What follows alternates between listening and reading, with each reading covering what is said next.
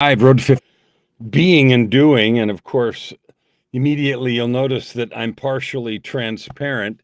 I've got a white and green shirt on, right? And I saw that and I did it on purpose because it was fun. This is a soccer shirt in honor of the World Cup, but it's got green stripes on it, right? And so you can see right through the green to the phoenix behind me. And so I guess it gives a little bit of the impression of a floating head. Anyway, today's episode or conversation I titled Being and Doing. And I did because there's so much as a coach. And maybe you're a coach, or maybe you work with one, or maybe you don't and you have nothing to do with that. I don't know. But as a coach, there's a lot of focus on what people are doing. Think about an athletic coach or a vocal coach or a performance coach or something. There's a lot of focus on the activity of the person being coached, the athlete. And I think about the coaches that I see on the sidelines of the World Cup that's been going on. And Canada, I'm dual national, Canada and U.S., and Canada was eliminated in the group play, and the U.S. lost this morning to Netherlands, and so they're out. The round of 16 started this morning, and they're out. U.S. is out. And so now I'm looking at some of the other teams to decide who to cheer for, and lots of them have stories.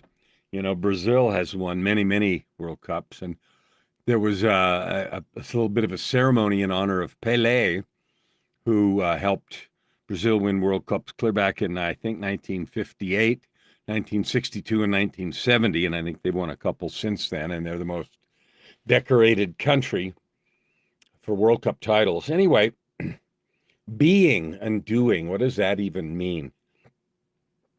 Well, being, of course, is a noun and a verb, and we usually focus on the noun, a human being. And we call people a human being because the being is the actual entity, right? The combination of physical and or spiritual, if you do that thing. And I certainly do and know and have had experiences that let me know for sure that there's more to the being itself than the physical apparatus that contains it. But I want to talk about that as a verb today, because doing is a verb. When I'm done with this, I'm going to go over to another part of the room in the studio, and I'm going to practice. What am I going to practice? Well, I got tonight. Our church is having a Christmas party, a Christmas party, and I've been asked to play the piano for some of it, and so I'm going to practice a little. And some of it I'm just doing by myself, and others I'm playing for some congregational singing and so forth. I'm going to practice a little and make sure that I've got all that. That's something I'm going to do. This right here is something that I'm doing. I'm speaking to you about my road to 50 million. And if you watched any of these, you know what my commitment is. My commitment is to help you and 50 million of you to discover your divine gifts and then to choose to serve with them. Why would I create that goal? And the reason is, for me, simple. I've had experiences that make me know for sure that we are divine beings and that we each have gifts. I saw a nice post this morning by a friend and a fellow coach talking about love and how much this morning, I think it was put up this morning, and I was tagged in it.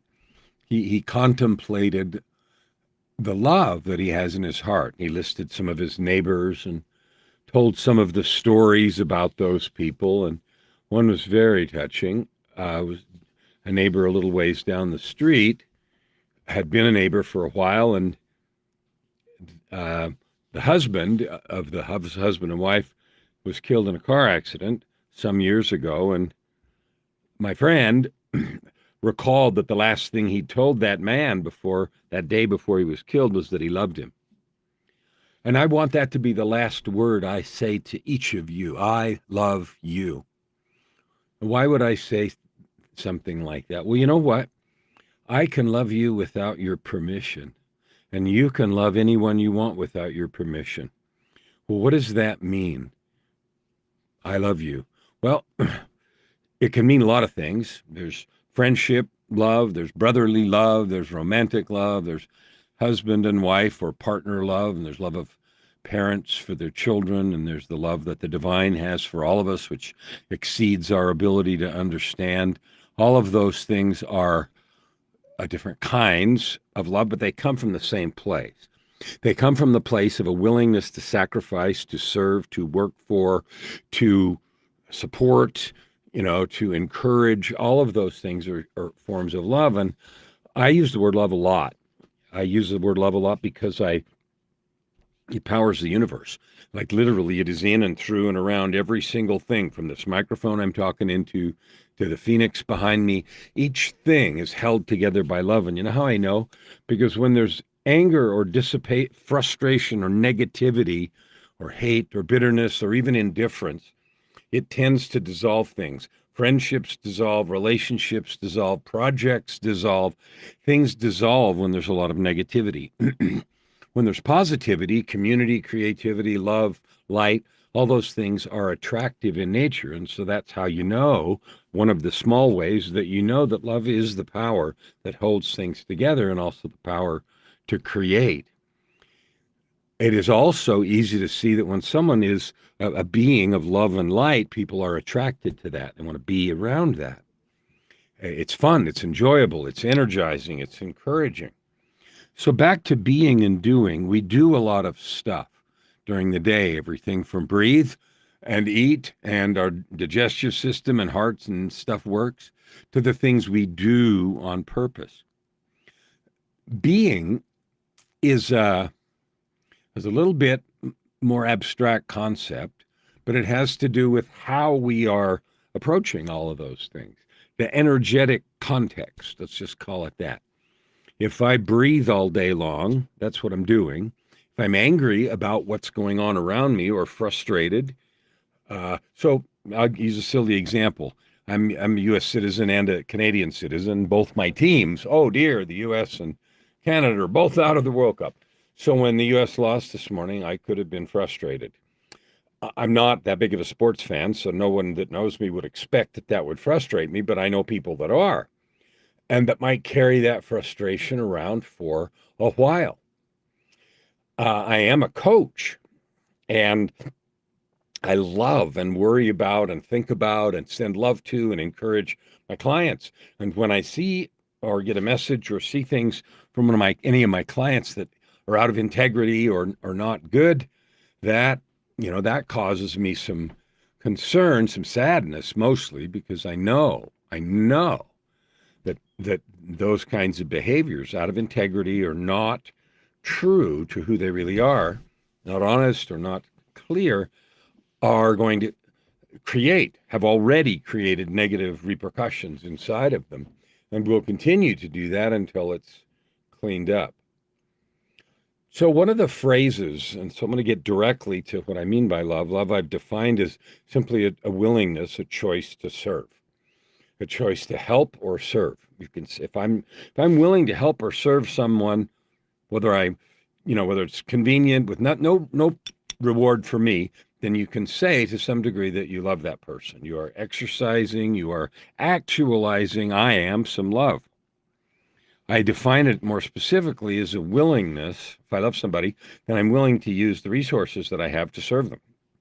And I define it a little more specifically by saying spiritual, physical, emotional, and mental resources. I use the acronym SPEM, S-P-E-M, for both my morning creation process that I do for myself every day to create myself, and also for the definition of love, which is a willingness to use those resources to serve someone. So right now, I would say to you directly, I love you. And an evidence of that is I'm doing this to encourage you, to call to your remembrance your divinity, to call to your remembrance your skill, your talent, your capability, your light. And even if you're in a dark or difficult place right now, there is an end to that. There is another minute, another second, another day. Things will go forward, and there's an opportunity to move forward and to move up. Sometimes during the years that I struggled with addictions, and I went to a lot of meetings and those kinds of things, 12-step meetings, who's always talking about, hitting bottom, which means you come to a place where you realize you no longer have control of yourself, your life. You've splattered yourself out. And then, the phrase is, well, there's, the only way to go is up when you've hit the bottom. Hopefully we don't live anywhere in that kind of energetic sadness or vacuum for very long. I want to talk about the being and doing piece. Being is more important than doing. It is the foundation of doing. And in fact, in one very profound spiritual experience I had, the phrase came to me from the place of being, the doing becomes trivial. And I don't mean unimportant, but I mean simple. And the way that one way that I understand that is if I am always happy, if that's just who I am, I'm always encouraging and happy, then the doing of that, which is smiling and being kind to people and encouraging, going out of my way to do stuff, that's automatic and natural. Why? Because I am being happiness. I am being love. And so I want to invite us together to love more. Today, what can you do? What can I do to love you 1% more today than I ever have before? What can I do to stretch spiritually or energetically more to serve, to lift, and to bless you more? Because my goal for the road to 50 million is to help 50 million people this year discover their divine gifts, which means understand they have gifts. They are divine. You are divine. You have a gift. And if I was looking at you individually right now, I'd tell you to your face. And if I had the blessing of being in your presence and talking to you for just a few minutes, I know that I would behold with awe and wonder your divine nature and your gifts. I would see them and I would rejoice with you in the capability and opportunity that you have. And I would encourage you. And I do now vicariously through this video lens. No matter where you are, no matter what happened yesterday, I got some news last night that was not what I wanted. I would say sad, but sad is a construct. It was, I wanted something here and it was over there, quite a ways from my expectation. And I experienced a momentary feeling of maybe frustration, maybe sadness, certainly surprise. But very quickly I realized I don't control external events. What I do control is how I am in relation to those. So things happen over here, and I get to choose whether or not they mean anything to me and what that meaning is. So that is me being in control of my own circumstance, my own life experience. And so one of the ways I think about that is I have a phrase in my PTAC, Personal Truth and Commitment, which is the definition document for my life that I've created. It says, I am at cause. And that's a funny way or interesting way of saying I am the origin point. I am at cause. I choose my being and call into existence every part of my experience. And that may sound like a bold or maybe even a silly claim. But you can't, neither one of us can be forced to experience something we don't want. And what I mean, I don't mean that someone can't knock me down and there I am on the ground and so I'm experiencing being knocked down. But I get to choose whether I'm mad about it or frustrated or want revenge or anything else. So I choose, and we each do. And so when I think about being and doing and this road to 50 million, today's learning, today's opportunity for me that I'm sharing with you is to realize that if I choose my being, my stance, then anything that happens around me is seen through that lens. So I'm going to go to a rehearsal here in a couple of hours to rehearse for the program tonight.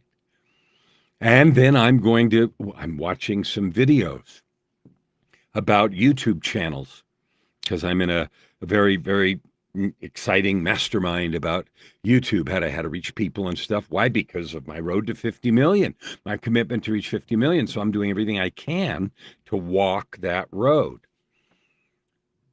And when I started, it scared me. I thought, oh, I've got to do all this stuff.